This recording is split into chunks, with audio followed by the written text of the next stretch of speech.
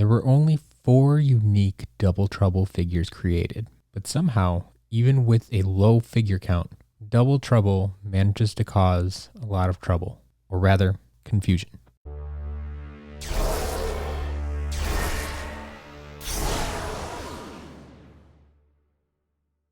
Two of the figures are pretty standard.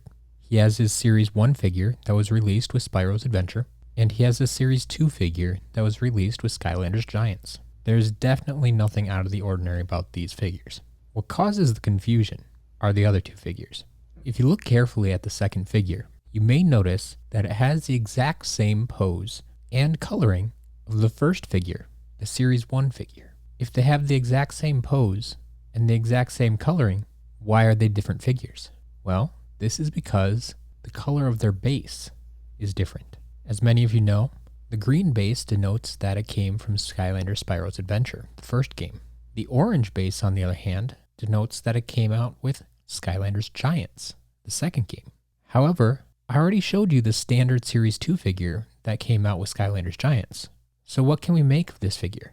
It has the pose and coloration of the Series 1 figure, but the base of the Series 2 figure. This is the figure we affectionately call Double Trouble 1.5. As I mentioned previously, it has the same pose and coloration of the Series 1 figure, but it has the base, and I'll take it one step further, the chip of the Series 2 figure. So when you use this figure in the game, it will behave and look exactly like the Series 2. So where did this figure come from? This figure was released with the Skylanders Battlegrounds starter pack. Skylanders Battlegrounds was a game that was produced for iOS, meaning it could only be played on Apple devices. The game wasn't all that great, and honestly, I think most people didn't even know it existed. But this starter pack certainly provided some unique pieces for collectors. Now we've covered 3 of the 4 figures, so what do you make of this beautiful purple variant?